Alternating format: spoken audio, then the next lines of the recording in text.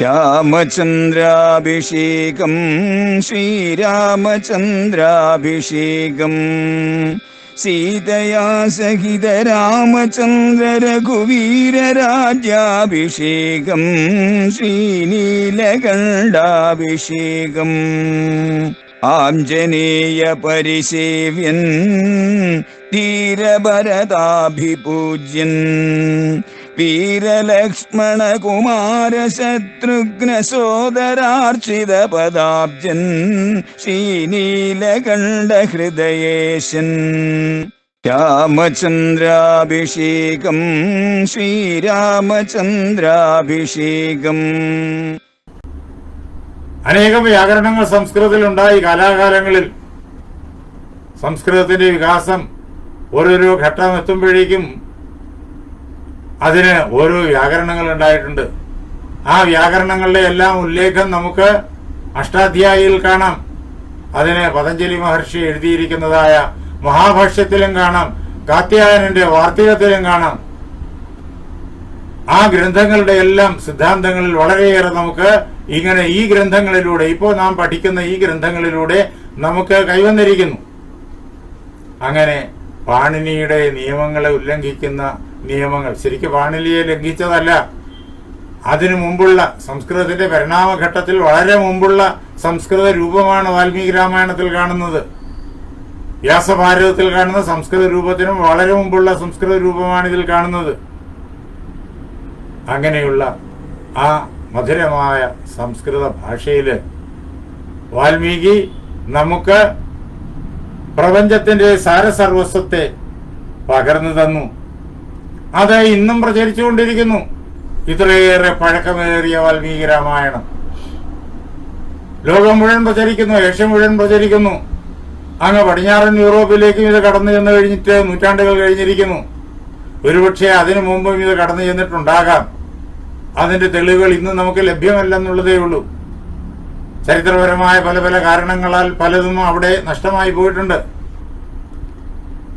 അങ്ങനെ പഴയ കാലത്ത് ഇത് എത്രത്തോളം പോയിരുന്നു എന്നുള്ളത് അറിയാൻ നമുക്ക് ഭൗതികമായ രേഖകൾ ഇന്നിപ്പോൾ ലഭ്യമല്ല, ഒരുപക്ഷെ ലഭിച്ചുകൂടായികയുമില്ല.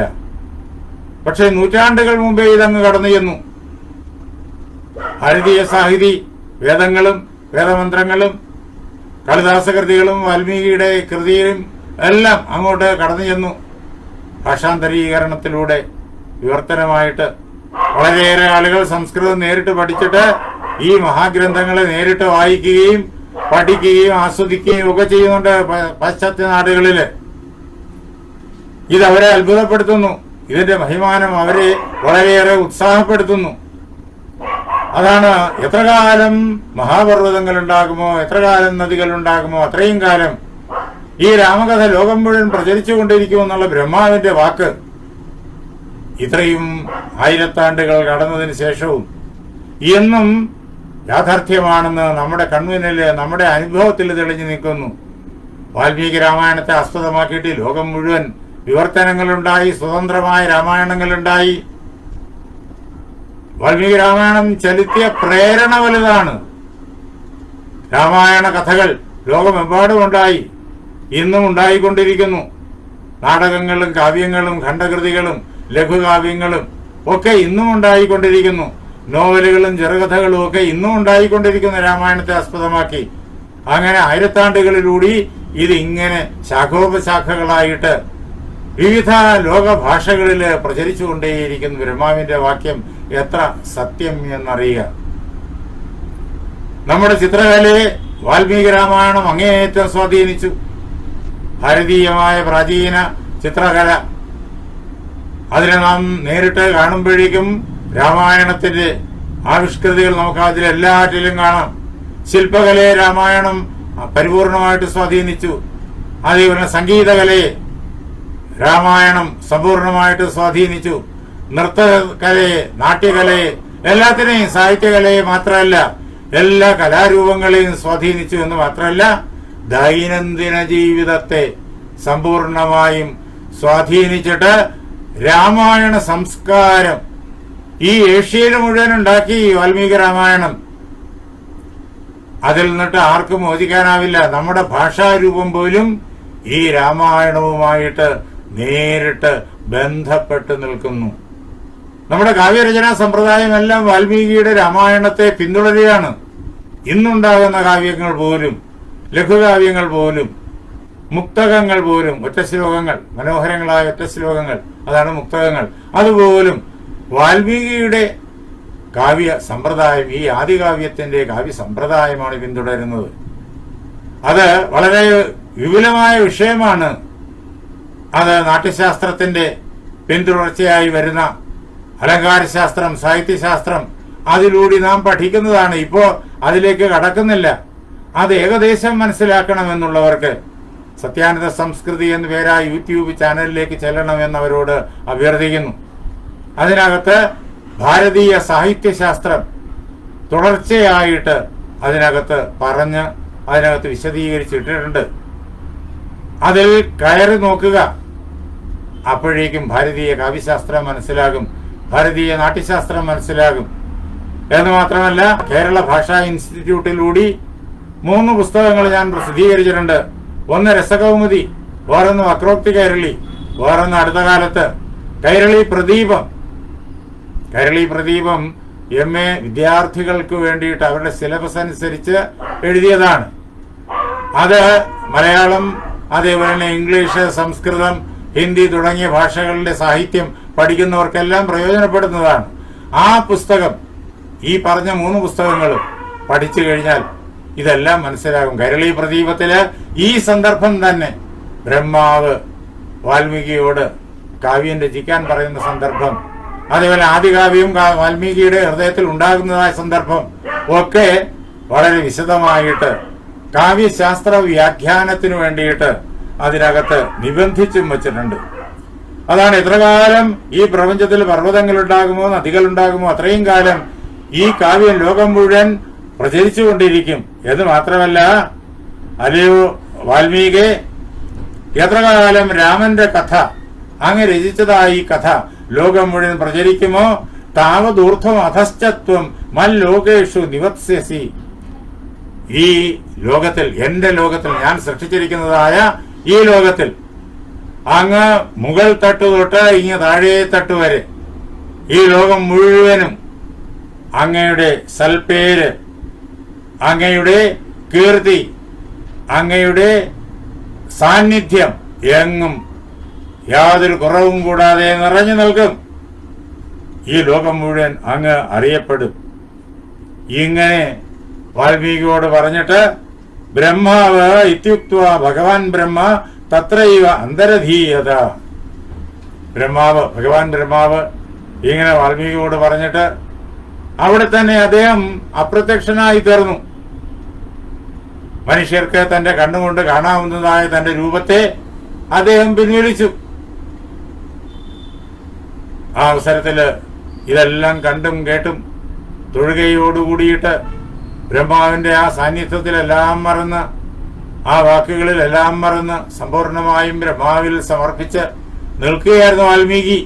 എന്ന് മാത്രമല്ല, അദ്ദേഹത്തിന്റെ ശിഷ്യന്മാരും അവരതെല്ലാം കേട്ടു നിന്നു. ശിഷ്യന്മാർക്ക് വളരെയേറെ സന്തോഷമുണ്ടായി.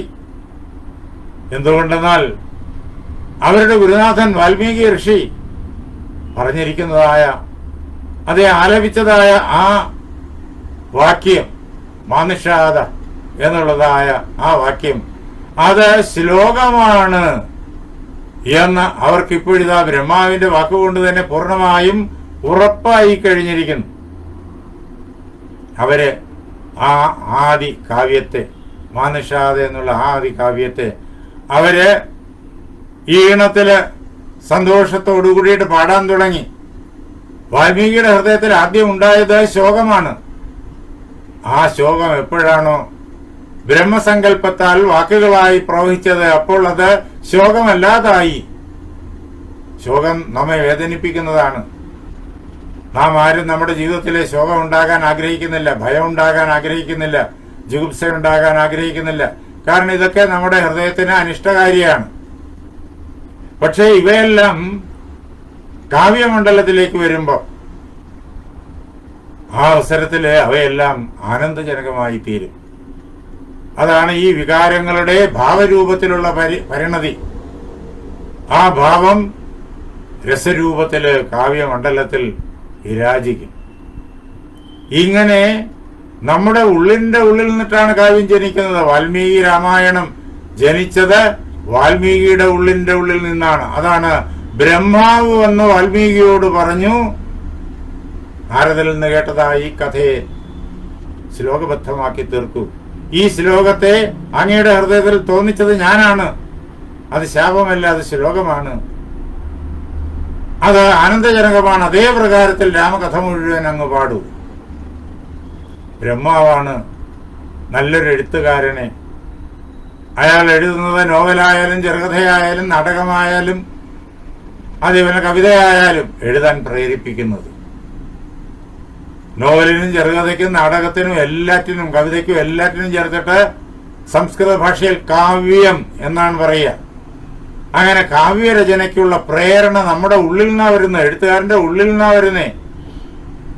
വെളിയിൽ നിന്ന് പ്രേരണ ഉൾക്കൊള്ളാൻ പറ്റില്ല. വെളിയിലുള്ള ദൃശ്യങ്ങളും അനുഭവങ്ങളും ഒക്കെ അതിനെ പ്രചോദിപ്പിക്കുന്ന ഘടകങ്ങൾ മാത്രമേ ആയിത്തീരൂ. കാവ്യം ജനിക്കേണ്ടത് ഉള്ളിൽ നിന്നാണ്. വെളിയിലുള്ള സംഭവങ്ങൾ ഉള്ളിലേക്ക് വികാര രൂപത്തിൽ ചെല്ലാം. ആ വികാരം എപ്പോഴാണോ ഉള്ളിന്റെ ഉള്ളിലെത്തിയിട്ട് ആ സൃഷ്ടിന്മുഖമായിരിക്കുന്ന ശക്തി, അതിന് പ്രതിഭ എന്ന് പറയും, അതാണ് ബ്രഹ്മശക്തി. ആ പ്രതിഭയെ ഉണർത്തുന്നത്, പ്രതിഭയുള്ള ആളുകളിലാണ് ആ പ്രതിഭ അപ്പോൾ ഉണരുക. എപ്പോഴാണോ ആ പ്രതിഭയെ ഉണർത്തുന്നത് അപ്പോൾ അവിടെ നിന്നിട്ട് അത് രസാത്മകമായി ആനന്ദാത്മകമായി ഭാഷയുടെ രൂപത്തില് ശബ്ദാർത്ഥങ്ങളുടെ രൂപത്തിൽ പ്രവഹിക്കും. അതാണ് വാൽമീകിയിൽ സംഭവിച്ചത്. നല്ല എഴുത്തുകാരിലെല്ലാം സംഭവിക്കുന്നതാണ്. തുഞ്ചത്തെഴുത്തച്ഛൻ അവിടെ അദ്ദേഹം തിരൂരിലിരുന്ന് പാടി, തുഞ്ചൻ പറമ്പിലിരുന്ന് പാടി.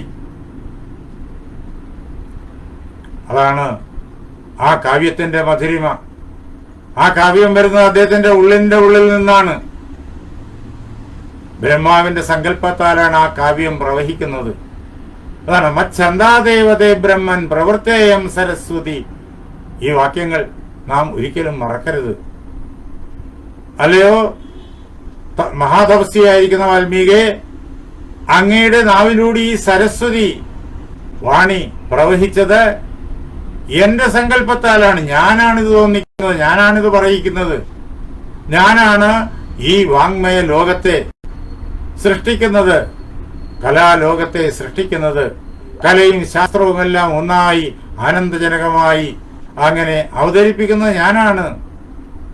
അതാണ് എഴുത്തുകാരന്റെ സ്ഥൂല ശരീരമല്ല കാവ്യരചന ചെയ്യുന്നത്, എഴുത്തുകാരന്റെ മനസ്സുമല്ല കാവ്യരചന ചെയ്യുന്നത്, എഴുത്തുകാരന്റെ ബുദ്ധിയുമല്ല കാവ്യരചന ചെയ്യുന്നത്. ഇതിനെല്ലാം അപ്പുറം കുടികൊള്ളുന്ന ആ പരമാത്മാവാണ് കാവ്യരചന ചെയ്യുന്നത്.